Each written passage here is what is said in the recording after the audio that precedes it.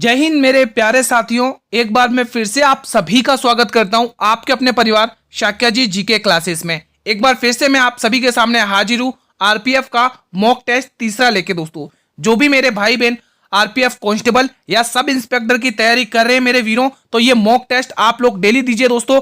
आपकी टाइम की एक्यूरेसी बढ़ेगी दोस्तों। ठीक है, आपको जीके जीएस का मॉक टेस्ट देना आज, और डेली दोस्तों आपको 50-50 का टारगेट करना है। अगर आप चाहते हैं आपके आरपीएफ एग्जाम में जीके जीएस का अच्छा स्कोर रहे दोस्तों, तो आप डेली क्लासेस लीजिए। मैं गारंटी के साथ कह रहा हूं आप लोग बहुत अच्छा स्कोर करके आओगे।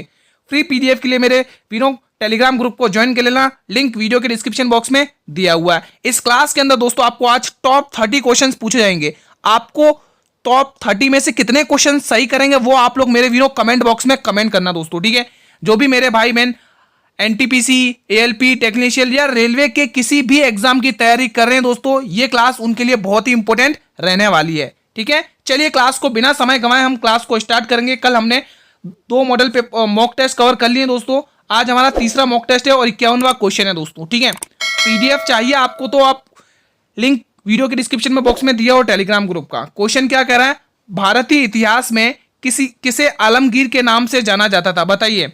सभी भाई बहन कमेंट करके बताएंगे किसे आलमगीर के नाम से जाना जाता था। क्या होगा इसका सही जवाब? जहांगीर को, शाहजहां को, अकबर को या औरंगजेब को? ये आरआरबी जेई 2019 में पूछा गया क्वेश्चन है, बताइए। आप रेलवे के एग्जाम में किसी भी एग्जाम की तैयारी कर रहे हो दोस्तों, ये क्लासेस आप लोगों के लिए बहुत ही इंपॉर्टेंट रहने वाली हैं।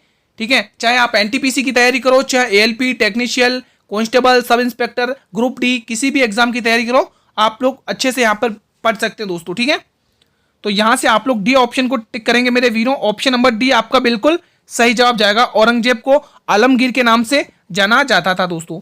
अगला क्वेश्चन मैं आपकी स्क्रीन पर रखूंगा। यह आपका ग्रुप डी में पूछा गया क्वेश्चन है। कब पूछा गया है बता देता हूं दोस्तों। 8 अक्टूबर 2018 को यह क्वेश्चन पूछा गया। क्या पूछा गया, बहुत ही इंपॉर्टेंट है दोस्तों। आप किसी भी एग्जाम की तैयारी कर रहे हो, ये संधि वाला टॉपिक अच्छे से रट लेना। बेसिन की संधि पर कब, किस वर्ष में हस्ताक्षर किए गए थे? 1665 में, 1802 में, 1765 में या फिर 1818 में? बताइए क्या होगा इसका सही जवाब।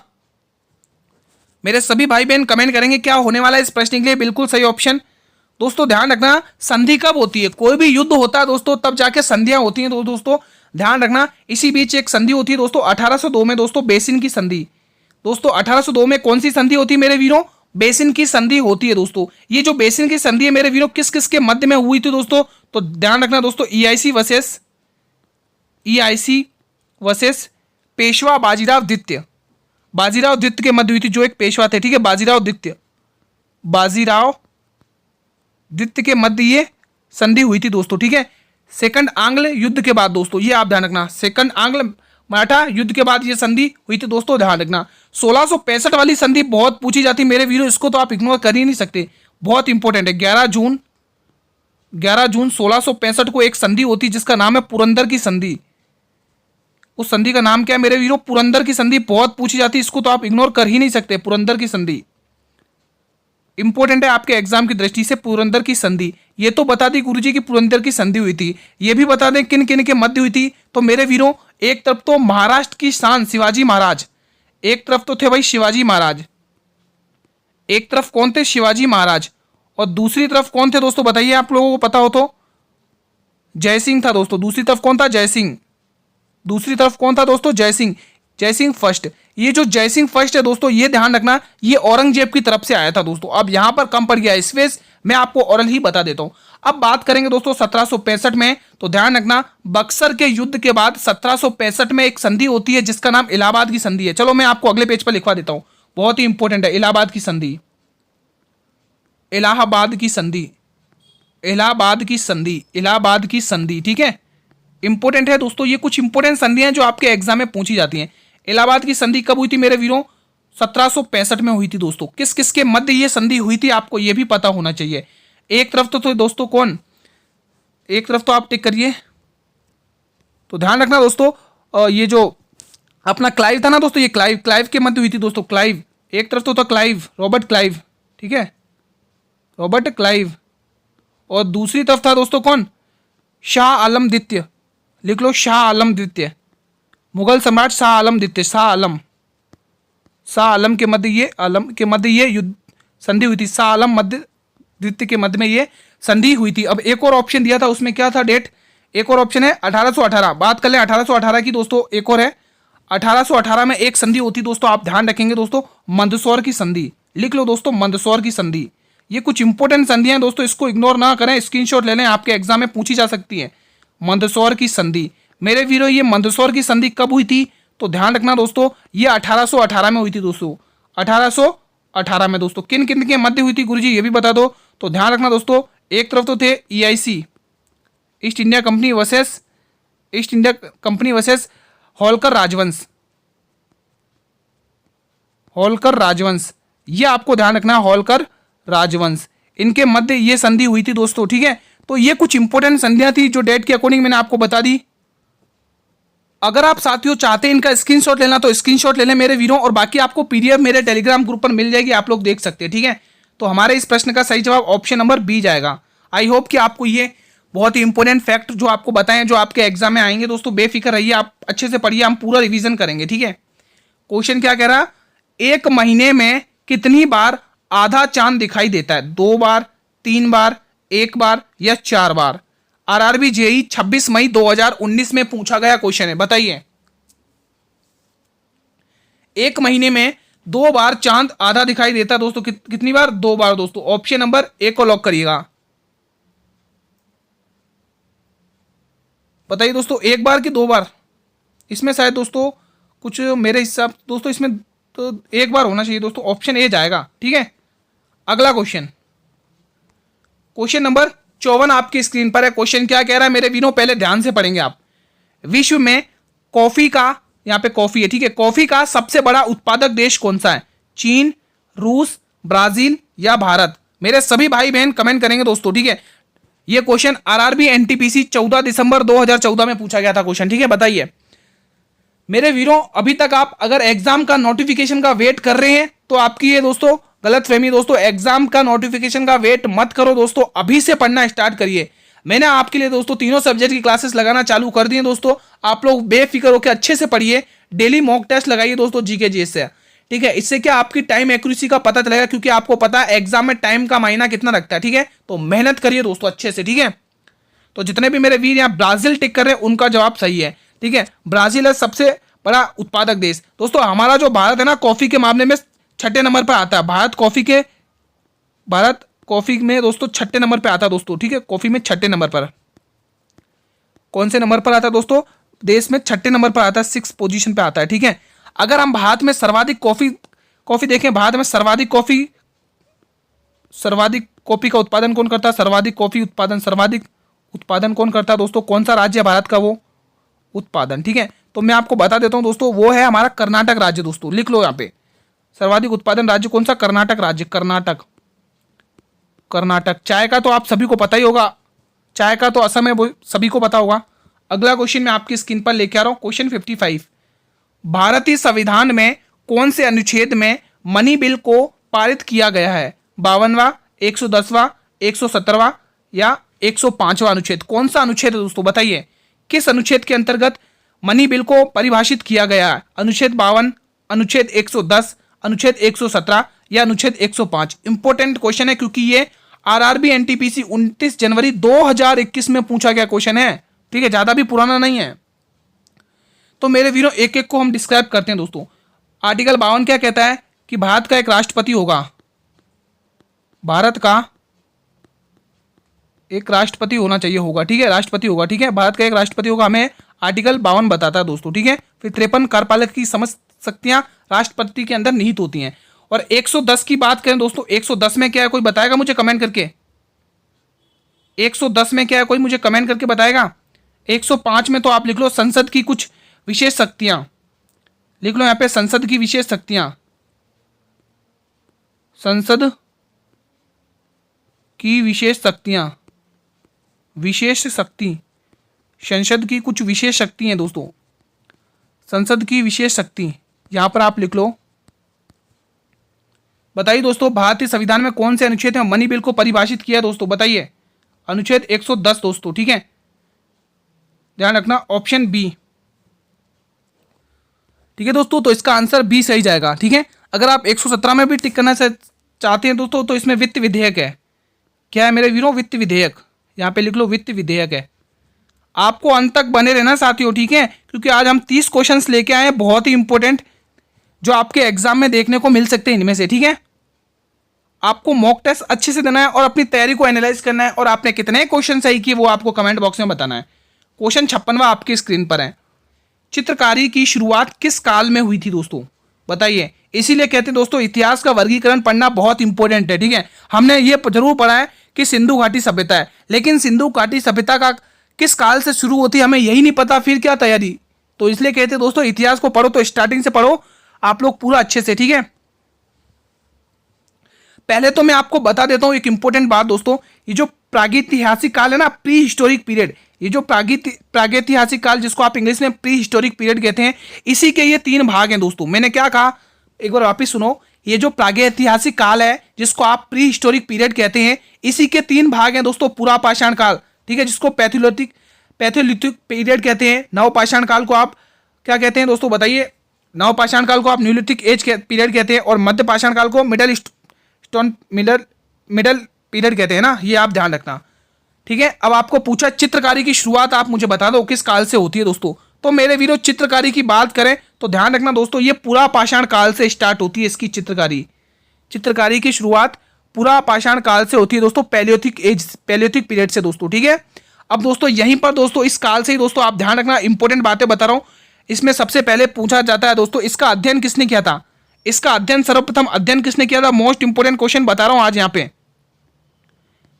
अध्ययन दोस्तों बहुत कम लोग बताते हैं, ध्यान रखना। इसका अध्ययन किसने किया था? रॉबर्ट ब्रूस ने। लिख लो, आपको पता होना चाहिए दोस्तों, रॉबर्ट ब्रूस ने इसका अध्ययन किया था, बहुत इंपॉर्टेंट है। और कब किया था? 1863 में, 1863 में इसका अध्ययन किया था दोस्तों। बहुत बार एग्जाम में ये क्वेश्चन पूछा जाता है, आपको ये ध्यान रखना दोस्तों, ठीक है। यहीं पर दोस्तों अगर आप देखो दोस्तों इसी काल में दोस्तों आग की खोज होती है दोस्तों। आग की खोज पहले तो दोस्तों ये कच्चा मांस खाते थे, आग की खोज होती है। फिर ये आदिमानव दोस्तों कच्चा मांस खाते थे, कच्चा मांस खाते थे। यहीं पर दोस्तों पत्थरों का युग था दोस्तों, पत्थरों का युग भी यहीं से देखने को मिलता है। पत्थरों का युग यहाँ पर स्पेस कम बच रहा है, बाकी मैं आपको ओरल बता देता हूँ, ठीक है। पत्थरों का युग आपको देखने को मिलता है। और मेरे वीरों ये बहुत ही इंपॉर्टेंट बात है, यहां पर दोस्तों शिकार का अल्प ज्ञान था। अल्प मतलब बहुत कम ज्ञान था शिकार का दोस्तों, ठीक है। उन्हें पता ही नहीं होता था कि शिकार कैसे किया जाता है, ठीक है, तो ध्यान रखना। और इनका यहां पर जो जीवन था वो अस्थिर था दोस्तों। क्या था? अस्थिर। और यहीं से हमें चित्रकारी की शुरुआत यही इसी काल से देखने को मिलती है। और सबसे पहली चित्रकारी देखने को मिलती है भीमबेटका की गुफाएं दोस्तों, बहुत ही इंपॉर्टेंट है। भीमबेटका की गुफाएं मैं आपको पढ़ा चुका हूं दोस्तों। आप प्रीवियस जो आपका जो मॉक टेस्ट दूसरा हुआ था उसमें मैंने आपको भीमबेटका की गुफाएं डिटेल में पढ़ाई है, आप वो क्लास देखिए दोस्तों। एक भी क्वेश्चन आ जाए भीमबेटका की गुफाओं से आपका कभी बाहर नहीं जाएगा, चाहे आप किसी भी एग्जाम की तैयारी कर लो दोस्तों, ठीक है। तो ध्यान रखना, इसका पहला ऑप्शन जाएगा आपके। आई होप कि जो भी मैंने आपको फैक्ट बताए जो आप ध्यान रखेंगे, स्क्रीनशॉट ले सकते हैं अगर आप चाहें तो, बाकी मैं आपको पीडीएफ टेलीग्राम ग्रुप पर प्रोवाइड करा दूंगा। भारत में पहली मालगाड़ी कब चली थी? बहुत ही इंपॉर्टेंट क्वेश्चन है, बहुत ही इंपॉर्टेंट क्वेश्चन है। भारतीय रेलवे बोर्ड की स्थापना कब हुई थी? मुझे ये भी कमेंट करके बताइए, मैं लिख देता हूं। भारतीय रेलवे बोर्ड की स्थापना बताइए आप लोग मुझे। भारतीय रेलवे बोर्ड की स्थापना कब हुई थी? रेलवे बोर्ड की स्थापना बताइए आप लोग मुझे कमेंट करके। भारतीय रेलवे बोर्ड की स्थापना कमेंट करके बताइए। तब तक मैं इसका आंसर आपको टिक कराता हूं। 1837 में दोस्तों, ठीक है। 1837 में कितने किलोमीटर चली थी दोस्तों? 25 किलोमीटर ये रेलगाड़ी चली थी दोस्तों, 25 किलोमीटर। और उस रेल का नाम क्या था दोस्तों? मैं आपको बता देता हूं, रेड हिल विल। लिख लो, रेड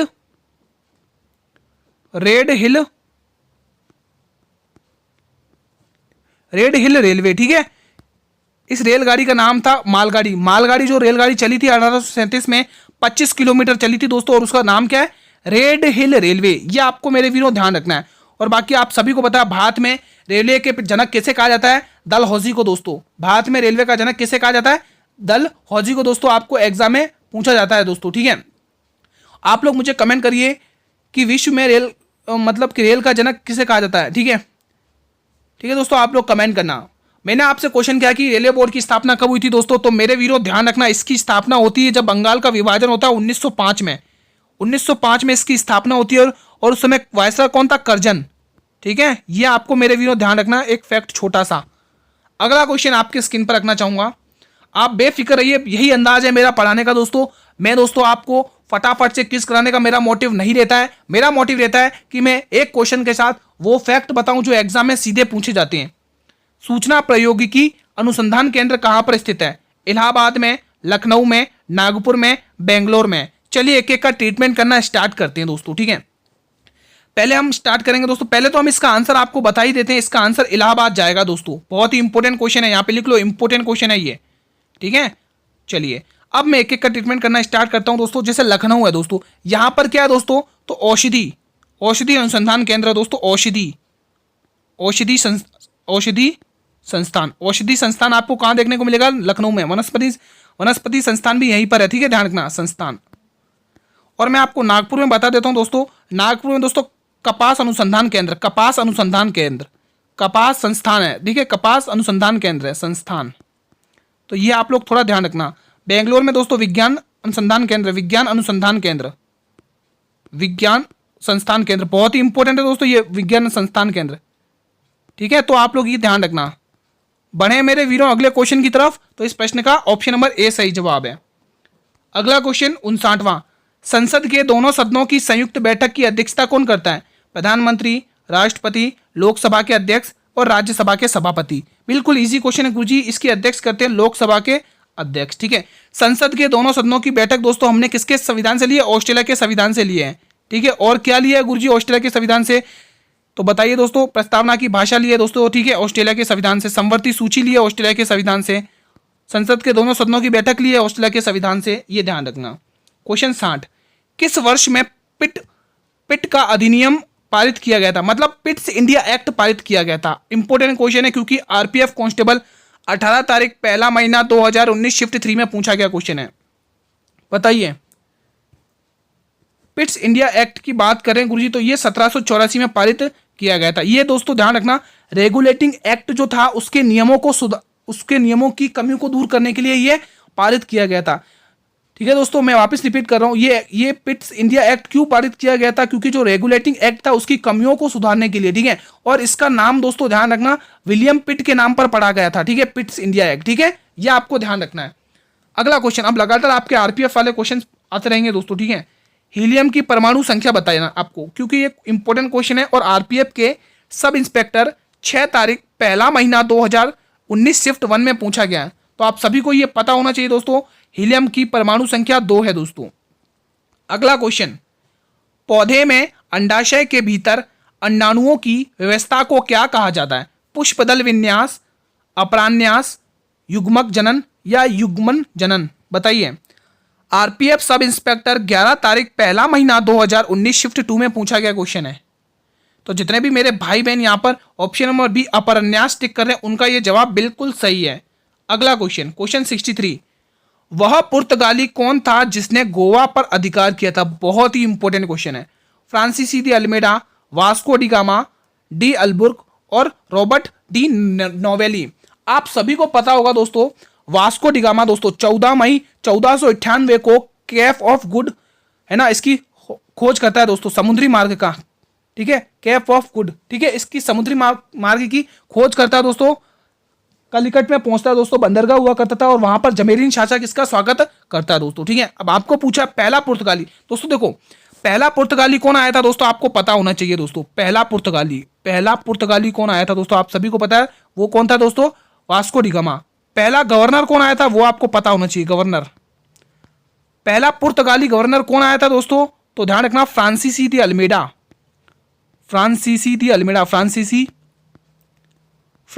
अल्मेडा, ये पहला पुर्तगाली गवर्नर था जो भारत में आया था, फ्रांसिस दी अल्मेडा। कब आया था गुरुजी ये भी बता दो। तो मेरे वीरों आप ध्यान रखना, ये आया था दोस्तों 1505 में। मेरे वीरों कब आया था? ये 1505 में आया था दोस्तों, ठीक है। अब जो हमें क्वेश्चन पूछा है कि जिसने गोवा पर अधिकार किया था वो था डी अल्बुर्क दोस्तों, ठीक है, पुर्तगालियों का दूसरा गवर्नर। ये दूसरा गवर्नर था पुर्तगालियों का, दूसरा गवर्नर था। इसने क्या किया था दोस्तों? इसने जो पहला जो गवर्नर था फ्रांसीसी दी अल्मेडा, उसने क्या शांत जल की नीति अपनाई थी, ठीक है। लेकिन इसने क्या किया, उस नीति को खत्म कर दिया था इसने आके। और ये कब आया था? 1509 में। 1509 में आया था। फिर 1510 के अंदर ये क्या काम करता है कि गोवा के सुल्तान गोवा छीन लेता है। किससे सुनता है? यूसुफ आदिल शाह से दोस्तों। ये गोवा छीन लेता है यूसुफ आदिल शाह से दोस्तों। आपको ये ध्यान रखना 1510 में, ठीक है। तो उसका नाम है फ्रांसी थी, और ये अल्बुर्क नाम है, अल्बुकर्क, ठीक है। तो आपको ये ध्यान रखना दोस्तों। ये इंपॉर्टेंट फैक्ट जो मैंने आपकी स्क्रीन पर रखे हैं ये बहुत ही इंपॉर्टेंट है। क्वेश्चन 64, सिंधु घाटी सभ्यता का पहली बार सर्वेक्षण कब किया गया था? बहुत ही इंपॉर्टेंट है। 1855, 1856, 1860 या 1850 में दोस्तों, बताइए। पहले मैं यहाँ पे एक क्वेश्चन लिख देता हूं, आप लोग मुझे कमेंट करके बताइएगा। भारतीय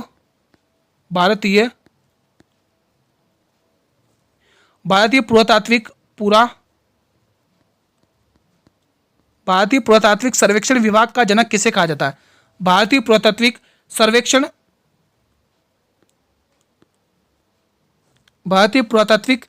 विभाग का जनक बताइए आप लोग। आप उसका भी कमेंट करिए और इसका भी कमेंट करिए। भारतीय पुरातत्व सर्वेक्षण विभाग का जनक आपको बताना है। बताइए, बहुत ही इंपॉर्टेंट क्वेश्चन है, एग्जाम में आता है। बताइए दोस्तों, इसका अगर आप आंसर दे दोगे ना तो इस जो क्वेश्चन पूछा उसका भी आप आंसर दे दोगे, ठीक है। तो पहले तो मैं बता देता हूं, इसका आंसर 1856 होगा दोस्तों। क्या होगा? 1856 में दोस्तों। कौन है दोस्तों इसका जनक? कनिंघम, ठीक है। और दोस्तों जो अभी मैंने आपको बताया ना इस क्वेश्चन का कि सिंधु घाटी का पहली बार सर्वेक्षण किया गया था 1856 में, लेकिन किसने किया था? तो मेरे वीरों वो नाम ही है कलिंगम। किसने किया था? कनिंघम दोस्तों, ठीक है। ये दोस्तों इसके निर्देशक भी रह चुके हैं दोस्तों। ये इसके निर्देशक भी थे दोस्तों, ठीक है। इसी के क्या दोस्तों? निर्देशक भी थे, निर्देशक, डायरेक्टर। ये आपको ध्यान रखना है, एग्जाम में क्वेश्चन ये पूछे जाते हैं, ठीक है। अगला क्वेश्चन मैं आपकी स्क्रीन पर लाना चाहूंगा, क्वेश्चन नंबर 65वां। सिंधु घाटी सभ्यता के किस स्थल से वक्राकार ईंटें के साक्ष्य प्राप्त हुए हैं दोस्तों? मोहनजोदड़ो, हड़प्पा, चन्हूदड़ो या धोलावीरा? इसमें हम बिल्कुल भी देरी नहीं करेंगे दोस्तों। चन्हूदड़ो दोस्तों, इसकी लोकेशन लिख लो, पाकिस्तान में है। पाकिस्तान में है इसकी लोकेशन, पाकिस्तान, ठीक है। अब यहां से दोस्तों लिपस्टिक वगैरह ये देखने को मिले थे दोस्तों, ठीक है। लिपस्टिक वगैरह ये देखने को मिली थी, यहीं से साक्ष्य इसके मिले थे। लिपस्टिक वगैरह ये साक्ष्य यहाँ पे देखने को मिले थे, ठीक है। तो आप ये ध्यान रखना। हड़प्पा के बारे में मैं आपको बता चुका हूं दोस्तों। 1921 में दयाराम साहनी ने रावी नदी के तट पर इसकी खोज करी थी। मोहनजोदड़ो भी मैं आपको बता चुका हूं। 1922 में रखलदास बनर्जी ने सिंधु घाटी नदी के तट पर इसकी खोज करी थी, ठीक है। विशाल स्नानागार, स्वास्तिक चिन्ह, ठीक है। कुत्ते का पीछा करते हुए बिल्ली के चिन्ह, ये सब मिले थे दोस्तों। बिल्ली का पीछा करते हुए कुत्ते के चिन्ह यहीं से देखने को मिले थे, आपको ये ध्यान रखना। और हड़प्पा एक ऐसा शहर है जो सिंधु घाटी में सबसे पहला खोजा गया शहर है दोस्तों, हड़प्पा दोस्तों, ठीक है। मोहनजोदड़ो को दोस्तों सिंधु घाटी का बगीचा कहा जाता है, आपको ये भी ध्यान में रखना है दोस्तों। बहुत ही इंपॉर्टेंट यहां से क्वेश्चन बनते हैं, ठीक है। चलिए दोस्तों, सिंधु घाटी का जो विस्तार है ना, भौगोलिक विस्तार, वो अच्छे से पढ़ लेना, बहुत आता है एग्जाम में। कोशिका के नाभिक का आविष्कार किसने किया था? आरपीएफ कांस्टेबल 17 तारीख 2019 शिफ्ट 1 में पूछा गया। Alexander Fleming, Robert Brown, Robert Hooke और इनमें से कोई नहीं। तो बिल्कुल इसको भी हम देरी नहीं करेंगे, रॉबर्ट ब्राउन इसका सही ऑप्शन टिक करेंगे 1831 में, ठीक है। आप मेरे वीरों ये ध्यान रखना। अगला क्वेश्चन मैं आपकी स्क्रीन पर रखना चाहूंगा। अब कांस्टेबल के लगातार क्वेश्चन आपको देखने को मिलेंगे। पट्टचित्र निम्न में से किस राज्य की पारंपरिक कला है? सिक्किम, मध्य प्रदेश, गुजरात या ओडिशा? दोस्तों आप सभी को पता होगा दोस्तों कि संसद के पास ये राइट रहता है कि वो क्या कर सकती है, किसी भी क्षेत्र को, बाहरी क्षेत्र को भारत में मिला सकती है। उसने ये काम किया है दोस्तों। कब किया दोस्तों? आप सभी को पता होगा। सिक्किम को दोस्तों 22वां राज्य बनाया था दोस्तों। पहले तो 35वां संशोधन किया गया था, शाही राज्य का दर्जा दिया था, रहने के लिए दिया था कि देख लो कैसा क्या है, सिक्किम को अच्छा लगा। फिर उसके बाद 36वां संशोधन किया गया, उसके साथ दोस्तों इसको 22वां राज्य बना दिया गया दोस्तों सिक्किम को, ठीक है। तो ये ध्यान रखना। हमें पूछा पट्टचित्र, तो ध्यान रखना गुजरात दोस्तों। किसका? पट्टचित्र, गुजरात की कला है दोस्तों। ऑप्शन सी, पट्टचित्र और सौरा, सौरा भी है दोस्तों, सौरा, पट्टचित्र और सौरा, ये दो चित्रकलाएं आप ध्यान रखना। बढ़े अगले क्वेश्चन की तरफ। ये 25 तारीख को पूछा गया था कांस्टेबल में, 25 तारीख पहला महीना 2019 शिफ्ट 3 में पूछा गया क्वेश्चन था ये। अगला क्वेश्चन आपकी स्क्रीन पर है। आज 30 क्वेश्चन है, बहुत ही इंपॉर्टेंट, अंत तक बने रहना। अंकोर वाट मंदिर कहां पर स्थित है? Thailand, Vietnam, Cambodia, Laos? RPF constable 25 तारीख पहला महीना 2019 शिफ्ट 3। दोस्तों ये डेट अभी अपन ने वापस इस डेट का एक क्वेश्चन सॉल्व किया है दोस्तों, शायद ये रहा। ये क्वेश्चन भी देखो, 25 तारीख पहला महीना 2019 शिफ्ट 3 में पूछा गया और ये क्वेश्चन भी जो मैंने आपकी स्क्रीन पर रखा है 25 तारीख पहला महीना 2019 शिफ्ट 3 में, मतलब एक ही दिन में ये क्वेश्चन पूछे गए हैं। तो बिल्कुल आप लोग यहाँ पर क्या टिक करोगे दोस्तों, कंबोडिया दोस्तों, ठीक है, कंबोडिया। ये जो ओंकारेश्वर मंदिर था दोस्तों, ये विष्णु भगवान को समर्पित था दोस्तों। किसको? विष्णु भगवान को समर्पित था, विष्णु भगवान को समर्पित था, विष्णु भगवान को समर्पित था, विष्णु भगवान को समर्पित था, ठीक है, ये आपको ध्यान रखना है। और मेरे वीडियो इसका निर्माण किसने कराया था दोस्तों, इसका निर्माण भी लिख लो दोस्तों, सूर्यवर्मन द्वितीय ने करवाया था 12वीं सदी में। लिख लो सूर्यवर्मन द्वितीय, सूर्यवर्मन द्वितीय ने इसका निर्माण करवाया था 12वीं शताब्दी में। सूर्यवर्मन द्वितीय ने करवाया था 12वीं शताब्दी में, ठीक है। अभी तो आपको खाली 2019 में ये कांस्टेबल में खाली इतना पूछा है कि ये मंदिर कहां पर स्थित है। क्या पता अगली बार दोस्तों ये पूछ ले किसका निर्माण किसने करवाया। तो मेरे वीरों ये आप ध्यान रखना, सूर्यवर्मन द्वितीय ने 12वीं सदी में इसका निर्माण करवाया था दोस्तों, ठीक है। ये एक हिंदू मंदिर है दोस्तों, ध्यान रखना, ये एक हिंदू मंदिर है, ठीक है। क्वेश्चन 69 आपकी स्क्रीन पर है। टेबल टेनिस में प्रयुक्त उपकरण पैडल दर्शाता है स्कोर बोर्ड को, नेट को, बॉल को या बैट को। मेरे सभी भाई बहन कमेंट करेंगे। ये क्वेश्चन आरपीएफ कांस्टेबल 25 तारीख पहला महीना, ये शिफ्ट 3 में पूछा गया है, ठीक है, ठीक है, लेकिन डेट वही है, ठीक है। ये शिफ्ट 3 में था, अगले 2 क्वेश्चन हमने देखे पीछे वो शिफ्ट 3 में पूछे गए, लेकिन डेट एक ही है 25 तारीख, ठीक है। तो आप ध्यान रखना। बताइए टेबल टेनिस में प्रयुक्त उपकरण पैडल दर्शाता है, किसको दर्शाता है दोस्तों? इजी क्वेश्चन है, कमेंट कर दीजिएगा दोस्तों। आप सभी का मैं कमेंट देखना चाहूंगा, मैं ये देखना चाहूंगा कितने मेरे भाई बहन एक्टिव हैं इस क्वेश्चन से रिलेटेड, ठीक है। कमेंट जरूर करना, एक क्वेश्चन आपके लिए। अगला क्वेश्चन मैं आपकी स्क्रीन पर रखना चाहूंगा, क्वेश्चन नंबर 70वां, ठीक है, बहुत ही इंपॉर्टेंट है। दक्षिण एशियाई खेल संघ द्वारा ढाका, किसकी कैपिटल है? बांग्लादेश की, संपन्न हुए खेलों में कबड्डी को कब शामिल किया गया? 1984 में, 1996 में, 2005 में या 1936 में? आरपीएफ कांस्टेबल 25 तारीख पहला महीना 2019 शिफ्ट 3। देखो दोस्तों ये भी शिफ्ट 3 में, यानी कि हमने आज की क्लास में 25 तारीख पहला महीना 2019 में दोस्तों हमने कितने 3 क्वेश्चन देख लिए शिफ्ट 3 के, लगातार एक ही शिफ्ट में पूछे गए, ठीक है। बताइए मेरे मित्रों इसको क्या सही जवाब होगा। ये दोस्तों मैं खुद नहीं लिखता हूं, एग्जाम में ये पूछे गए, वहीं से डेट लेके आता हूं, आप जाकर इस पर सर्च भी कर सकते हैं दोस्तों, ठीक है। तो 1984 में शामिल किया गया था मेरे वीरों, ऑप्शन ए को लॉक करिएगा आप लोग। अगला क्वेश्चन 71वां, ओलंपिक ध्वज पहली बार किस वर्ष में फहराया गया था दोस्तों? बताइए 1896 में, 1920 में, 1942 में या 1900 में? आरपीएफ कांस्टेबल 24 तारीख पहला महीना शिफ्ट 1 में, मतलब आसपास की तारीख ही है दोस्तों ये, ठीक है। बताइए ओलंपिक ध्वज पहली बार किस वर्ष में फहराए गए थे दोस्तों? सभी वीर बताएंगे। आप दोस्तों अच्छे से पढ़िए, डेली क्लासेस लिया करें। आप लोग क्या करते हैं, स्टार्टिंग के 1-2 क्वेश्चन देखते हैं, क्लास को लीव कर देते हैं दोस्तों, ठीक है। ऐसे तैयारी नहीं होगी दोस्तों। आप जो भी मॉक टेस्ट मैं आपको करवाता हूं उसको पूरा देखिए करेगा, ठीक है। यहां से आप लोगों को आपकी तैयारी पता चलती है, आपका लेवल पता चलता है, ठीक है, आपकी एक्यूरेसी बढ़ती है। तो आपके लिए मॉक टेस्ट बहुत जरूरी है। तो जितने भी मेरे भाई बहन यहाँ पे ऑप्शन नंबर बी को लॉक करें 1920, उनका ये जवाब बिल्कुल सही जवाब है दोस्तों। अगला क्वेश्चन 71वां, निम्न में से किस दर्रे से होकर कैलाश मानसरोवर यात्रा का मार्ग गुजरता? बताइए नाथुला दर्रा, माना दर्रा, नीति दर्रा या लिपुलेख दर्रा? मेरे सभी भाई बहन कमेंट करेंगे क्या होने वाला है इस प्रश्न के लिए सही ऑप्शन। बहुत ही इंपॉर्टेंट क्वेश्चन है, बताइए दोस्तों। पहले तो इनकी लोकेशन पता चल होनी चाहिए। तो मेरे वीरों हमें पूछा है कैलाश मानसरोवर यात्रा, तो वो निकलती है लिपुलेख दर्रे से दोस्तों। लिपुलेख दर्रा ये कहाँ का दर्रा है दोस्तों? आपको पता होना चाहिए मेरे वीरों। ये गुरुजी उत्तराखंड का दर्रा है, यूके, ये गुरुजी उत्तराखंड का दर्रा है दोस्तों, ठीक है। ये तीनों के तीनों दर्रे कहाँ के हैं? यूके, उत्तराखंड के हैं दोस्तों। लेकिन एक जो दर्रा है नाथुला, ये आपके सिक्किम का है, सिक्किम का दर्रा है दोस्तों। ये किसका है? सिक्किम का दर्रा है, ठीक है, ये ध्यान रखना। तो यहां पर आप लोगों के लिए डी ऑप्शन बिल्कुल सही जवाब जाएगा।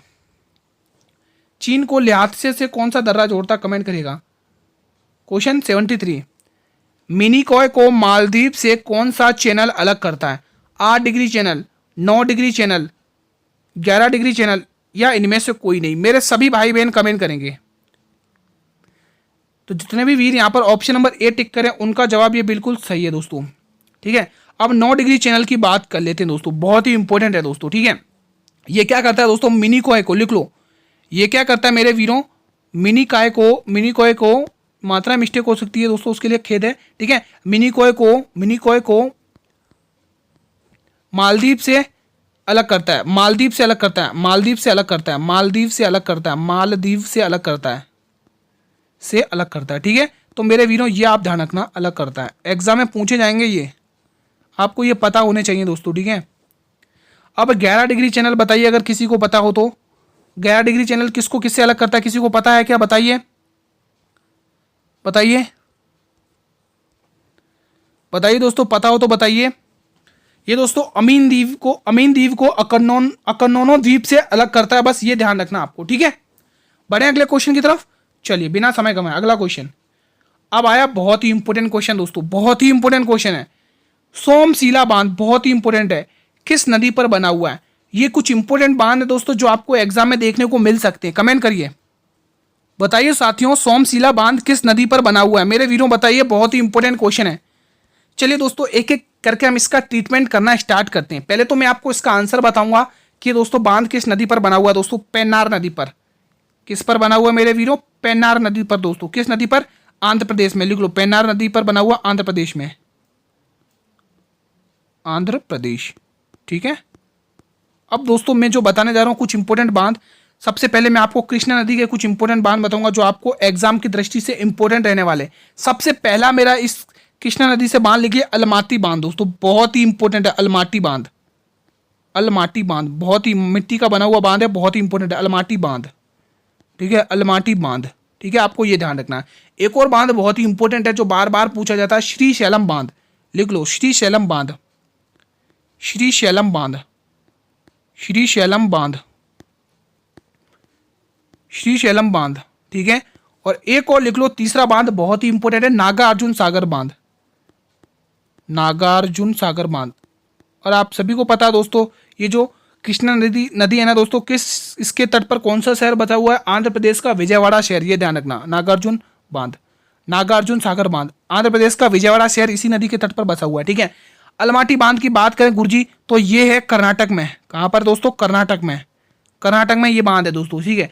श्रीशैलम बांध और ये नागार्जुन सागर बांध दोस्तों आंध्र प्रदेश में, लिख लो दोस्तों आंध्र प्रदेश, आंध्र प्रदेश। इनकी लोकेशन पता चल गई, ये किन नदी पर है ये भी पता चल गया दोस्तों, ठीक है। अब दोस्तों कावेरी नदी पर आपको कृष्ण सागर बांध ध्यान रखना है, कर्नाटक में, लिख लो, यहां से मैं यहां पर लेकर आ रहा हूं, कावेरी नदी पर आप ध्यान रखेंगे कृष्ण सागर बांध, कृष्ण सागर बांध, कृष्ण सागर बांध, कृष्ण सागर बांध, कृष्ण सागर बांध, ठीक है। ये तो आपने बता दिया दोस्तों कृष्ण सागर बांध किए हैं, लेकिन इसकी लोकेशन भी बता दो दोस्तों, तो कर्नाटक के हैं, लिख रहा हूं कर्नाटक, ठीक है। अब एक नदी और बची आपकी नर्मदा नदी, उसको मैं अगले पेज पर ले लेता हूं, नर्मदा नदी, ठीक है। नर्मदा नदी पर कौन कौन से बांध बने हुए, नर्मदा नदी,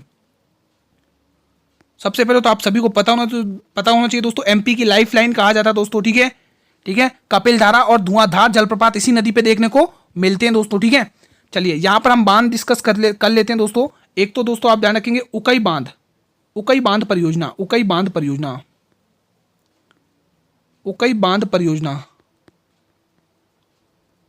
उकई बांध परियोजना दोस्तों नर्मदा नदी पर ही देखने को मिलेगा दोस्तों, ठीक है। और दोस्तों एक और है दोस्तों काकरापारा बांध परियोजना, दोस्तों ये काकरापारा बांध परियोजना दोस्तों ताप्ती नदी पर है दोस्तों, ठीक है। ये आप इसको अलग से लिख लो, अलग से लिख लो इसको, ठीक है। उकई बांध परियोजना तो दोस्तों आपको पता चल कि नर्मदा नदी पर है। एक लिखिए दोस्तों काकरापारा बांध परियोजना तापी नदी पर है, काकरापारा बांध परियोजना, काकरापारा बांध परियोजना, ठीक है दोस्तों, ये आपके तापी नदी पर है, ठीक है। तो ये इंपॉर्टेंट है दोस्तों, आप लोग इनको इग्नोर नहीं कर सकते, बहुत ही इंपॉर्टेंट है, तापी नदी पर है, तापी नदी पर, ठीक है। बढ़े अगले क्वेश्चन की तरफ, चलिए हमारे इस प्रश्न का सही ऑप्शन क्या रहेगा, ऑप्शन नंबर सी। अगला क्वेश्चन आपकी स्क्रीन पर है, क्वेश्चन नंबर 75 आपकी स्क्रीन पर है। क्वेश्चन क्या कह रहा है, ध्यान से पढ़िए। निम्न में से कौन सा रोग प्रोटोजोआ से होता है, मलेरिया, डिप्थीरिया, टाइफाइड या कुष्ठ रोग। तो दोस्तों इसका सही ऑप्शन होगा मलेरिया रोग, ऐसा है प्रोटोजोआ जिसको आप परजीवी कहते हैं दोस्तों, परजीवी, इसको परजीवी भी कहते हैं, परजीवी, ठीक है। इससे जो होने वाला रोग है मलेरिया। बाकी ये तीन दोस्तों जीवाणु से होते हैं, जीवाणु बैक्टीरिया से होते हैं दोस्तों, बैक्टीरिया से होने वाले रोग जिसको इंग्लिश में कहते हैं बैक्टीरिया, इसको इंग्लिश में कहते हैं बैक्टीरिया, ठीक है, ध्यान रखना। अगला क्वेश्चन, क्वेश्चन 76, वेलिंगटन कप का संबंध किस खेल से, टेनिस, क्रिकेट, हॉकी या बास्केटबॉल। तो मेरे वीडियो इसका सही ऑप्शन होगा हॉकी दोस्तों, ठीक है। अब कुछ इंपॉर्टेंट आपको कप यहाँ पर ध्यान रखना है दोस्तों। आगा खां कप, आगा खां कप दोस्तों आपको ध्यान रखना, आगा खां कप। बैटन कप लिख लो दोस्तों, बैटन कप बहुत ही इंपॉर्टेंट है। और सबसे इंपॉर्टेंट तो ये है कि इसमें रंगास्वामी कप भी दिया जाता है, रंगास्वामी। आप प्रीवियस ईयर का पेपर उठाकर देखिए, वहां ये क्वेश्चन पूछा गया है कि रंगास्वामी कप का संबंध किस खेल से है। रंगास्वामी कप, रंगास्वामी कप सीधा एग्जाम में पूछा जाएगा कि रंगास्वामी कप का संबंध किस खेल से है। और मोस्ट इंपॉर्टेंट एक और लिखना, सिंधिया गोल्ड कप, बहुत ही इंपॉर्टेंट है, लिख लो Scindia gold cup, Scindia gold cup. Screenshot लेना चाहे तो स्क्रीनशॉट ले लो, बाकी पीडीएफ मिल जाएगी आपको। Scindia gold cup, Scindia gold cup, ठीक है मेरे वीरों। तो ये आप लोग ध्यान रखना, एग्जाम की दृष्टि से इंपॉर्टेंट है। और हमारा C option will be the right answer. Question 77, निम्न में से यूक्रेन की राजधानी क्या है? बहुत ही इंपॉर्टेंट है, बहुत ही इंपॉर्टेंट है, सभी वीर बताएंगे। Muscat, Taipei, Kyiv, Amman. बताइए क्या होगा इसका सही जवाब, बताइए दोस्तों।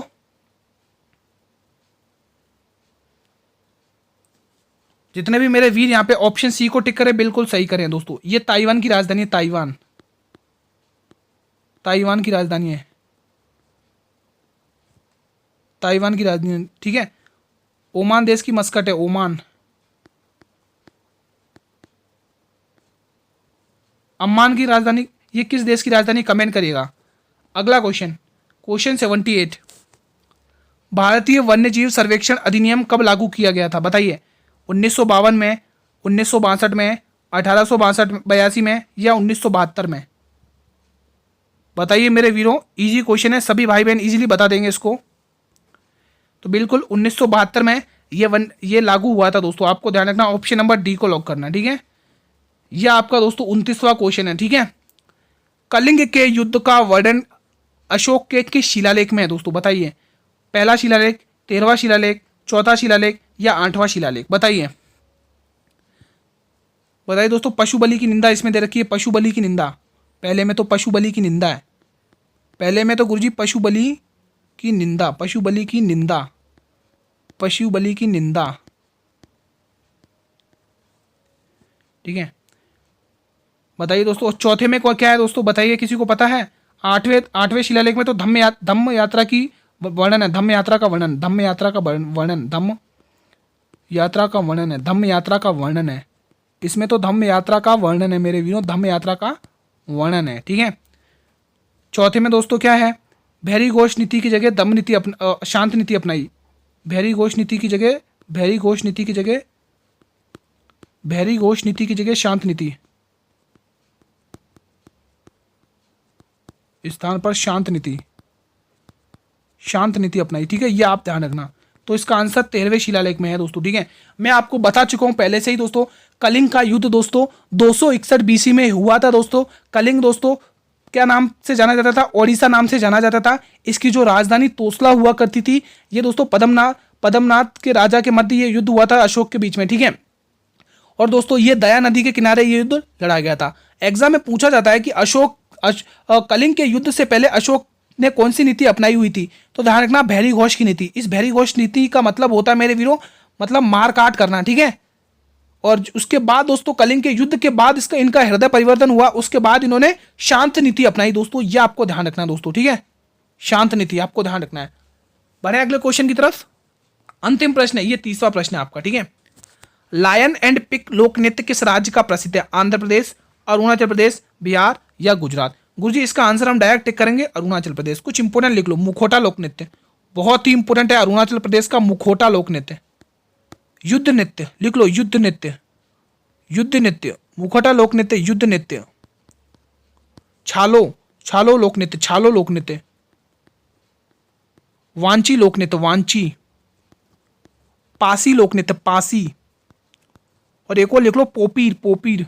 ये भी पूछा जाता है, पोपीर, पोपीर लोक नृत्य, ठीक है। तो ये कुछ इंपोर्टेंट नृत्य हैं दोस्तों, ठीक है। बोडो लोक नृत्य भी लिख सकते हैं, बोडो, बोडो लोक नृत्य भी बहुत पूछा जाता है, बोडो, ठीक है मेरे वीरों। तो ये कुछ इंपोर्टेंट लोक नृत्य हैं। गुजरात के मैं आपको बहुत बार बता चुका हूं, एक बार और बता देता हूं। गुजरात के भी इंपोर्टेंट लोक नृत्य दोस्तों, सबसे पहले लास्या बहुत इंपोर्टेंट है, पडिहारी, पडिहारी, डांडिया,